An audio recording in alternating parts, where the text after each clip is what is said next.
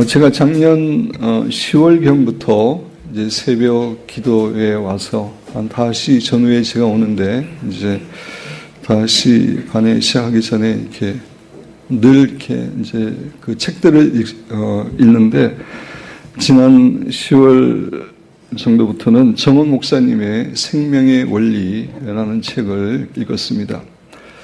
제 영적 성장을 위해서 이렇게 이제 책을 읽는데 정말 책의 내용이 너무나 유익하고 축복되었습니다. 근데 2019년 표를 정하려고 기도할 때에 사실 이 책의 그 주제를 생각하지 못하고 계속해서 기도하면서 어떠한 주제를 그 표를 정해야 되는지 하나님께 기도하는데, 기도하는 가운데 하나님께서 이 책의 주제를 가지고 표를 삼으라고 하는 그런 마음을 주셨습니다. 그래서 2019년 표를 생명의 주님에게 연결된 삶으로 정했습니다. 성경 구절은 이제 조금 있다가 함께 읽을 것이지만 요한복음 15장 5절입니다. 이런 의미에서 오늘 제가 송구영신 예배에서 하는 설교는 정원 목사님의 생명의 원리라는 책에서 많은 도움을 받았음을 여러분에게 미리 말씀을 드립니다. 우리 성경 말씀을 함께 봉독하겠습니다. 요한복음 15장 5절입니다. 요한복음 15장 5절입니다.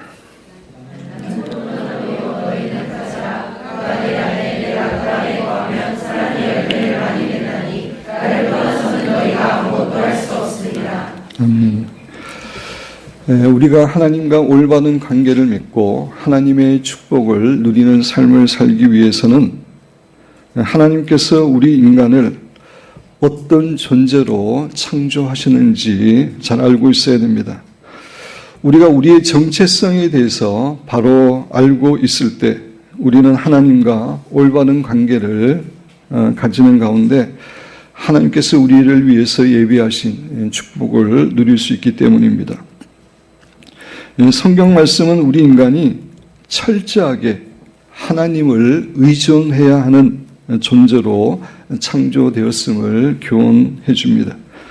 그렇습니다. 우리 인간은 본래부터 스스로의 힘으로서는 아무것도 할 수 없고 철저하게 하나님을 의존해야 살아갈 수 있는 존재로 창조되었습니다.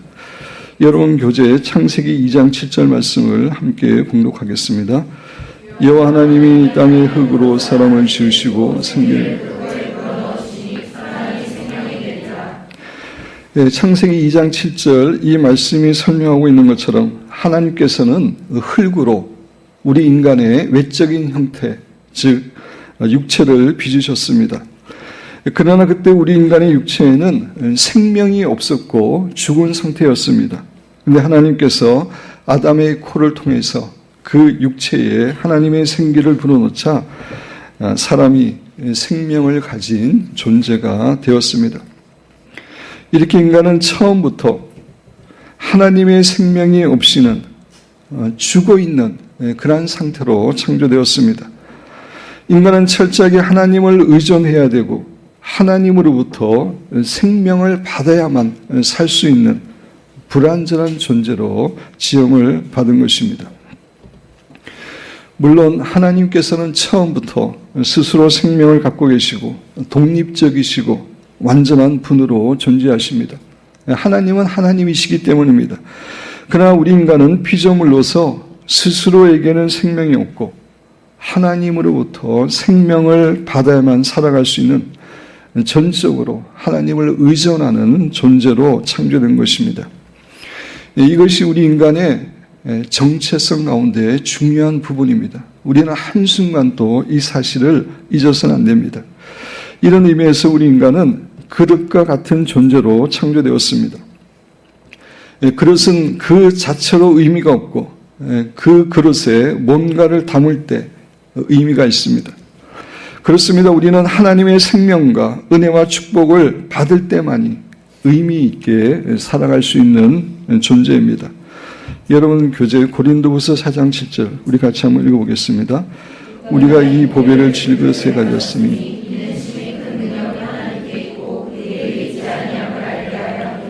사도 바울은 우리 인간은 다 질그릇임을 이야기하고 있습니다. 그리고 우리 안에 계신 하나님, 그분이 우리의 능력임을 이야기해주고 있습니다. 우리 인간이 이렇게 하나님을 절대적으로 의존해야 살아갈 수 있는 존재임을 하나님께서 우리에게 확실하게 보여주시기 위해서 만들어 놓으신 것이 바로 선악과 나무입니다. 하나님께서는 에덴 동산에 있는 모든 나무의 실과는 아담과 하와가 먹어도 되지만 선악과 나무의 열매만은 먹지 못하도록 금하셨습니다. 하나님께서 선악과 나무를 만들어 놓고 먹지 말라고 하신 여러 가지 이유가 있지만 가장 중요한 이유는 우리 인간은 하나님께 순종할 때만이 생명을 누릴 수 있는 존재. 다시 말씀드려서 우리 인간은 철저하게 하나님을 의존하는 그릇과 같은 존재임을 알려주기 위함이었습니다. 오늘의 본문 말씀에서도 예수님은 동일한 교훈을 우리에게 주고 계십니다. 요한복음 15장 5절 말씀 우리 한 목소리 다시 한번 읽겠습니다. 나는 포도나무요 너희는 가지라. 그가 내 안에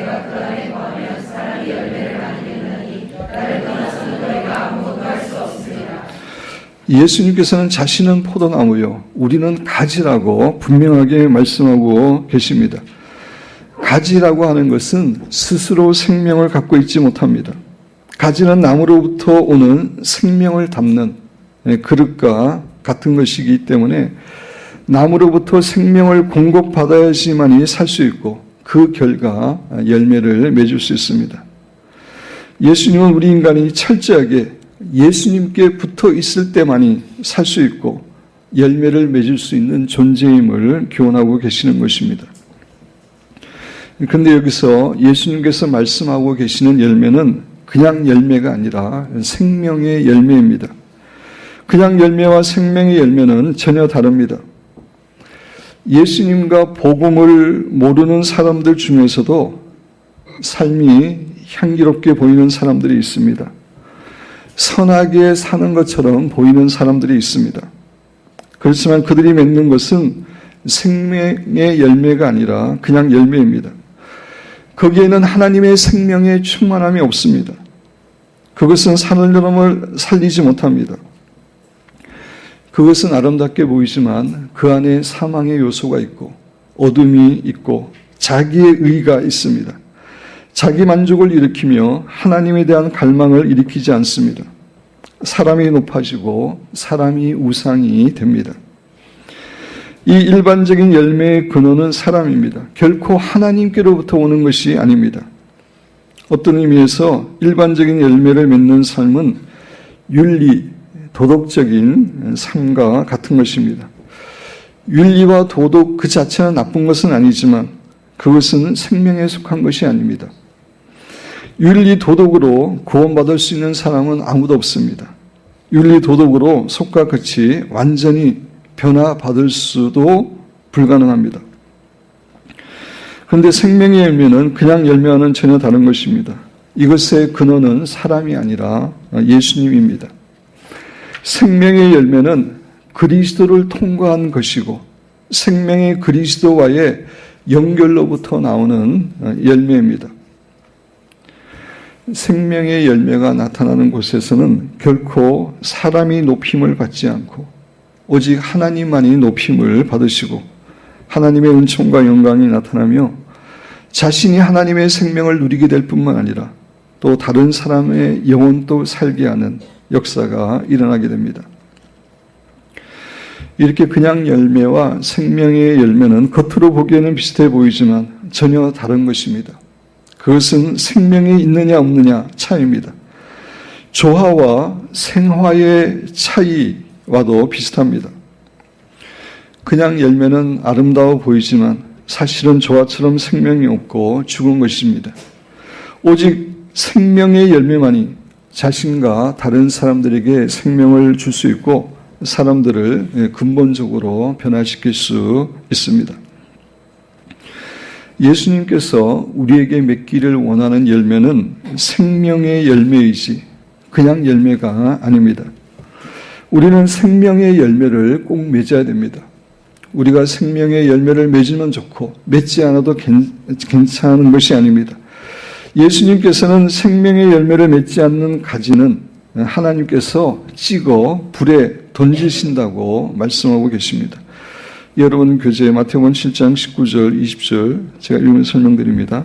아름다운 열매를 맺지 아니하는 나무마다, 아름다운 열매는 생명의 열매입니다. 그냥 열매가 아닙니다. 생명의 열매를 맺지 아니하는 나무마다, 나무는 우리 인간을 상징하는 것입니다. 사람마다 찍혀 불에 던져지느니라 라고 예수님께서 분명히 우리에게 교훈하고 계십니다. 또 요한복음 15장 2절에도 무릇 내게 붙어있어 열매를 맺지 아니하는 가지는, 주님께 붙어있어 열매를 맺는 것은 생명의 열매죠. 생명의 열매를 맺지 아니하는 가지는, 그런 사람은 아버지께서 그것을 제거해 버리신다라고 이야기하고 있습니다. 하나님께서 우리에게 맺기를 원하시는 열매는 그냥 열매가 아니라 생명의 열매입니다. 근데 그 생명의 열매는 다른 것이 아니라 성령의 열매입니다. 갈라디아서 5장 22절 23절에 성령의 9가지 열매가 나오는데 우리 한 목소리로 봉독하도록 하겠습니다. 오직 성령의 열매는 사랑과 희락과 화평과 우리 청음과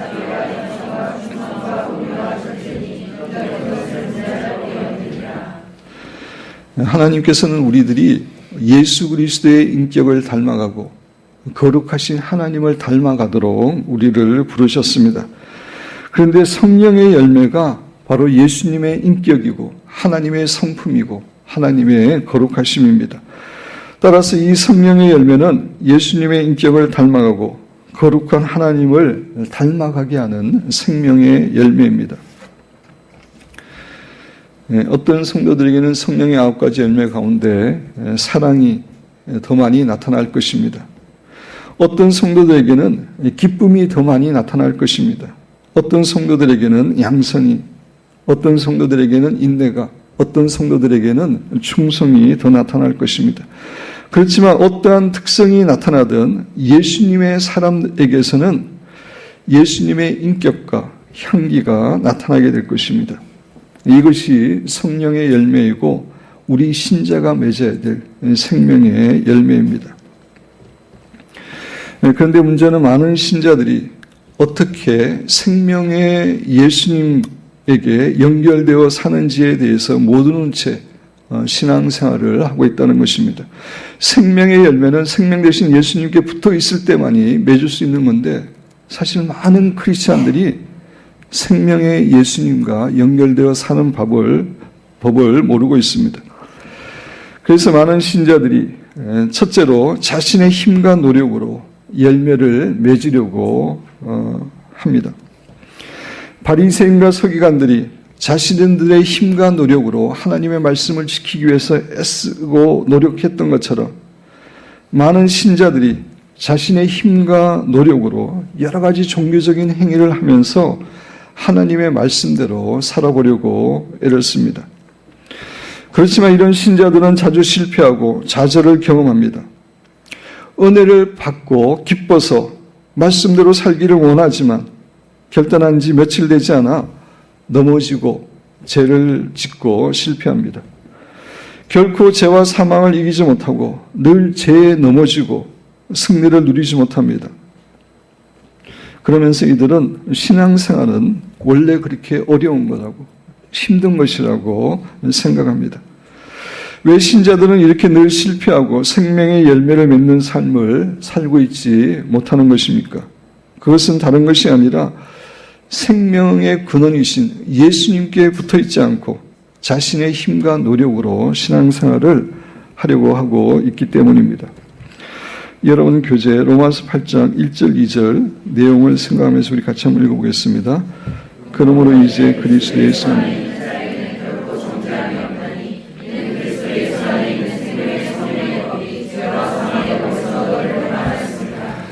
사도 바울은 여기서 두 가지 법에 대해서 이야기하고 있습니다. 생명의 성령의 법과 죄와 사망의 법입니다. 신자들이 죄와 싸워서 이기기 힘든 이유는 죄와 사망이 하나의 법이기 때문입니다. 여기서 법이라고 하는 것은 법칙이라는 의미입니다. 법칙이기 때문입니다. 그 어느 누구도 법칙과는 싸우기 어렵습니다. 어떤 사람이 만유 인력의 법칙과 싸운다고 생각해 보겠습니다. 그래서 그 사람이 한쪽 손에 무거운 책을 높이 들고 서 있습니다. 그러면서 책을 밑으로 잡아당기는 인력과 싸웁니다. 한동안은 책을 들고 있을 수 있지만 언젠가는 그 인력에게 져서 팔을 내려야만 할 것입니다. 법칙과는 싸워서 이길 수가 없습니다. 죄와 사망은 하나의 법칙입니다. 육신을 따라 살면, 즉 자신의 힘과 노력으로 살면 이 죄와 사망의 법칙을 이길 수 없습니다. 그래서 죄를 짓게 되고 실패하고 넘어지면서 사망을 경험하게 되는 것입니다. 그런데 우리에게 예수 안에 있는 생명의 성령의 법이 작용할 때 우리는 죄와 사망의 법을 이길 수 있습니다.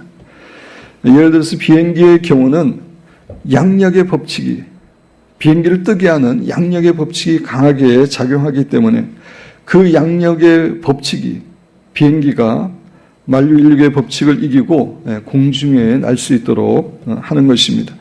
마찬가지로 우리 안에 생명의 성령의 법이 역사할 때 우리는 죄와 사망의 법을 이길 수 있게 됩니다. 그런데 그리스도 예수 안에 있는 생명의 성령의 법이라고 하는 것은 그리스도 안에 거하는 것입니다. 예수님께 붙어 있는 것입니다. 생명 대신 예수님께 붙어 있는 것이 생명의 성령의 법입니다.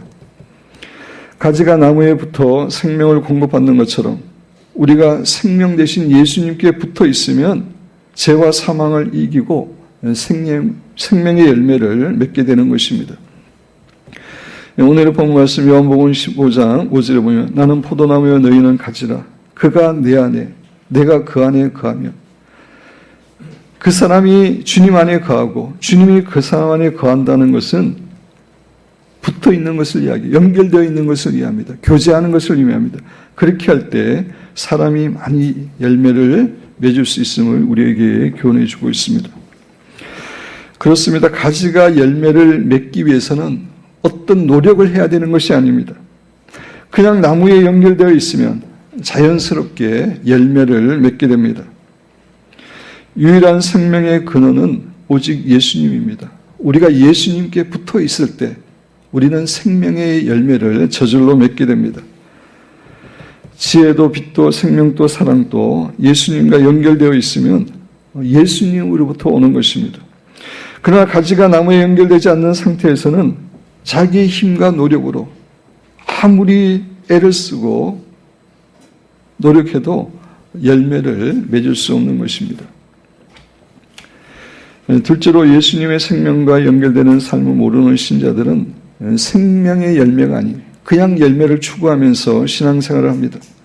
즉 그들은 선하게 사는 삶, 논리에 따른 삶을 추구합니다. 그들의 모든 논리와 판단의 근거는 옳고 그름입니다. 선악입니다.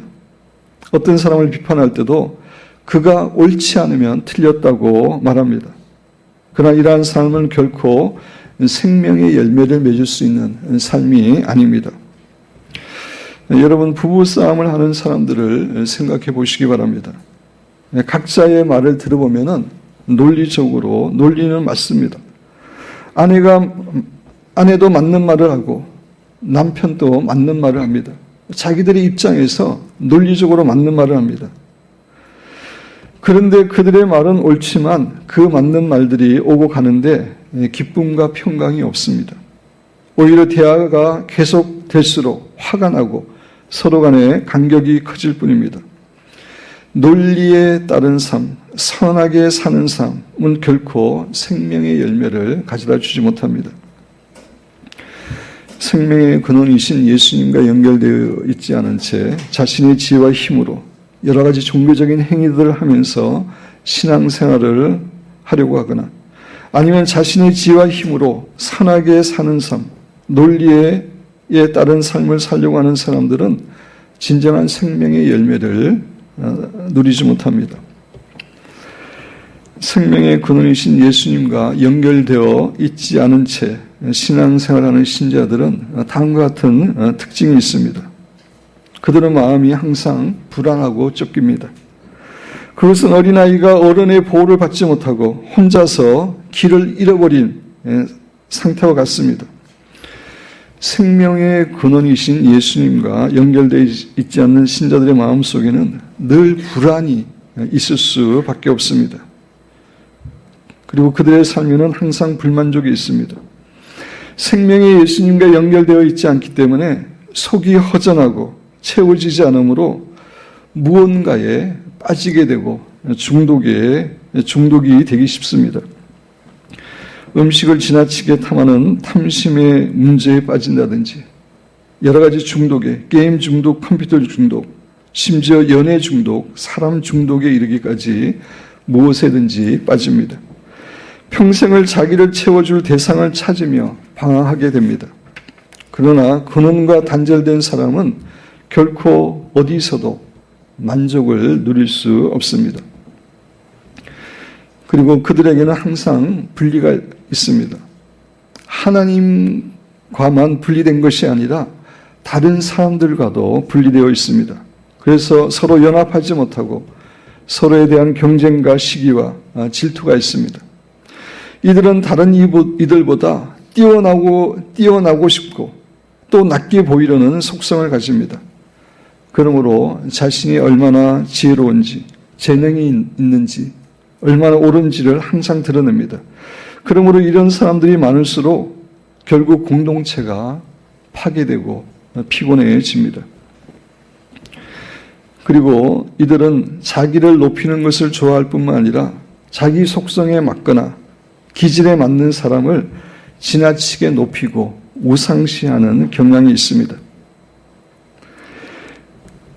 생명의 근원이신 예수님과 연결되지 않는 신자들은 다른 사람들에 대해 정죄와 비난을 많이 하는 경향이 있습니다. 이들은 기본적으로 자기 의가 있기 때문에 자기 기준에 미치지 못하는 사람들을 비난하고 정죄합니다. 이들은 나 같으면 안 그럴 텐데, 나는 그렇지 않은데, 나는 이렇게 하는데 왜 저 사람들은 저렇게 하나? 라고 하는 의식이 기본적으로 깔려 있습니다. 그것은 자신이 그렇지 않다는 자기의 의가 있기 때문입니다. 그리고 이들은 넘어지고 실패할 때마다 지나치게 절망하고 좌절합니다. 나는 도대체 왜 이 모양인가 하고 낙담합니다. 이것은 하나님과 단절된 인간의 기본적인 한계를 잘 알고 있지 못하기 때문입니다. 이렇게 실패하고 넘어질 때 실망하는 것은 사실 교만에서 나오는 것입니다. 자신이 그래도 괜찮은 존재이며 자신이 할 수 있다고 생각하고 있기 때문에 그렇게 실망하는 것입니다. 이런 신자들은 생명과 능력의 근원에서 분리되어 있으므로 스스로 잘하려고 항상 긴장 상태에 있습니다. 그러므로 이들은 인생 자체에 쉼이 없고 항상 피곤합니다. 이들에게는 항상 염려거리, 근심거리가 있습니다. 일을 하는 것도 아주 힘들게 합니다. 그래서 이들은 보상을 위하여 여러 가지 육체적인 안락과 위로를 구하게 됩니다. 이렇게 생명의 근원이신 예수님과 연결되어 있지 않는 신자들의 삶은 필연적으로 진정한 기쁨과 평강이 없고 늘 불안과 근심과 시기와 긴장과 절망이 있습니다. 따라서 우리 신자는 무엇보다 생명 대신 예수님과 연결된 삶을 살아야 됩니다. 그렇다면 구체적으로 어떻게 해야지 생명 대신 예수님과 연결된 그런 삶을 살 수 있습니까? 여러분 교재에 제가 5가지를 적었습니다. 첫 번째 보면 지속적인 홀리 가이드의 삶을 통해서 끊임없이 성령님의 인도하심을 받는 삶을 통해서 예수님의 생명에 연결될 수 있습니다. 두 번째로는 말씀을 늘 묵상하고 먹는 삶을 통해 예수님의 생명에 연결될 수 있습니다. 지식적으로 머리로 그렇게 성경 말씀이 있는 게 아니라 말씀을 묵상하고 먹는 삶을 통해서 예수님의 생명에 연결될 수 있습니다. 세 번째, 수시로 주님을 찬양하고 갈망함으로 예수님의 생명에 연결될 수 있습니다. 네 번째, 하루 24시간 예수님을 바라보는 가운데 호흡 기도를 함으로, 예수 호흡 기도를 함으로 예수님의 생명에 연결될 수 있습니다. 다섯 번째, 우리의 생각을 통제하고 지키는 삶을 통해서 예수님의 생명에 연결될 수 있습니다. 이 다섯 가지를 통해서 구체적으로 어떻게 생명의 예수님과 연결될 수 있는지에 대해서는 2019년 첫 번째 주일에 여러분에게 자세히 설교를 하려고 합니다. 물론 이것들에 대해서 지금까지도 말씀을 드려왔지만 좀 더 깊게 구체적으로 여러분에게 말씀을 드리려고 합니다. 우리가 이 다섯 가지를 통해 예수님의 생명과 연결된 삶을 살 때 우리는 어떤 축복들을 누리는 삶을 살 수 있습니까? 우리의 삶 가운데서 생명의 열매, 즉 성령의 열매를 맺는 삶을 살게 됩니다. 우리는 더욱더 예수님의 인격을 닮아가게 되고 거룩하신 하나님을 닮아가는 삶을 살게 됩니다. 좀 더 구체적으로 말씀드리면은 생명의 근원이신 예수님과 연결되어 있는 사람은 항상 평화와 기쁨이 넘칩니다. 비록 환경적으로 어려움이 있을지라도 이상하게도 마음 깊은 곳에서 기쁨과 평강이 솟아나는 것을 체험합니다. 그리고 이런 사람들은 항상 만족감이 있습니다. 예수님의 생명의 연결로부터 오는 만족감이 있습니다. 그러므로 돈이나 명예나 보이는 것들, 의식주, 세상적인 성공을 추구하거나 빠지지 않습니다. 그것은 내면 깊숙한 곳에서 항상 만족감이 솟아오르기 때문입니다. 그리고 이런 사람들은 주님과만 연결된 것이 아니라 주님 안에서 주님을 사랑하는 다른 가지들과도 연결되어 있습니다. 그래서 이들에게는 비교와 경쟁, 시기와 질투가 없습니다. 이들은 다른 이들의 지혜와 재능과 성공으로 인하여 순수하게 기뻐하고 즐거워합니다.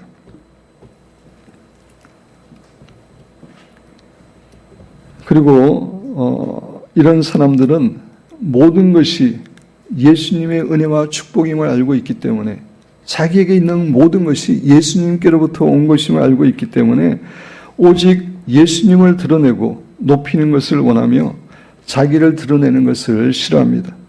오히려 칭찬과 인정받는 것이 어색하고 힘들어집니다. 그리고 생명의 근원이신 예수님과 연결되어 있는 사람은 자기를 높이는 것을 싫어할 뿐만 아니라 다른 사람을 높이는 것도 싫어합니다. 오직 생명의 근원은 예수님께 있기 때문에 다른 사람도 높이지 않습니다. 우상시하지 않습니다. 오직 하나님만을 높입니다. 그리고 이런 사람들은 함부로 남을 비판하거나 정죄하지 않습니다. 주님의 은총의 눈으로 자신과 다른 사람들을 바라보기 때문입니다. 그리고 생명의 근원이신 예수님과 연결되어 있는 사람들은 넘어져도 별로 좌절하지 않습니다. 인간의 한계와 자기의 한계를 이미 잘 알고 있기 때문입니다. 넘어지고 나면 원래 내가 이래 이렇게 생각합니다. 자기에게는 생명이 없음을 알고 있기 때문입니다. 그래서 이런 사람들은 넘어지고 죄를 범할 때 자기에게 있는 근본적인 문제를 해결하기보다는 그냥 주님 앞에 나아갑니다. 그는 잠시 주님을 놓친 것이, 주님과 연결되지 않은 것이 실패의 원인인 것을 압니다. 그러므로 회개를 하지만 자신의 부족함에 대해서 회개하는 것이 아니라 주님과 연결하지 않은 것에 대해서, 붙어있지 않은 것에 대해서 회개하는 것입니다. 또 이런 사람들은 주를 바라보고 구하며 항상 예배의 삶을 살기 때문에 영혼의 기쁨과 만족을 누립니다. 그러므로 이들은 세상의 잡다한 오락이나 육체의 본능적인 쾌락에 별로 빠지지 않고 그런데 별로 관심이 없습니다. 드라마나 스포츠나 여러 가지 외적인 즐거움에 대하여 세상 사람들이 강분하는 것처럼 그렇게 빠지지 않습니다.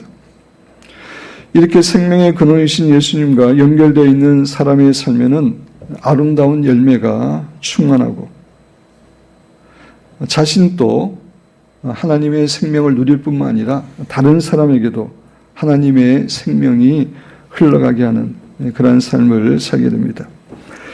사랑하는 성도 여러분, 하나님께서 우리 기쁨교회 성도들에게 2019년 한 해 살기를 원하는 삶은 생명 되신 주님과 연결된 삶입니다.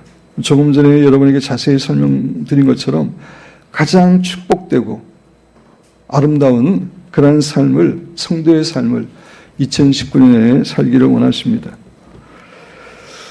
우리 인간은 본래부터 하나님께 붙어 있고 하나님께로부터 생명을 공급받을 때만이 생명의 열매를 맺을 수 있음을 기억하시고, 앞에서 말씀드린 5가지를 통해서 예수님과 연결된 삶을 살아가므로 주님과 연결된 사람에게 허락하여 주시는 하나님의 놀라운 생명과 축복과 은혜를 누리시고, 또 다른 사람들에게도 하나님의 생명이 흘러가게 하는 축복된 성도들이 되시기를 주님의 이름으로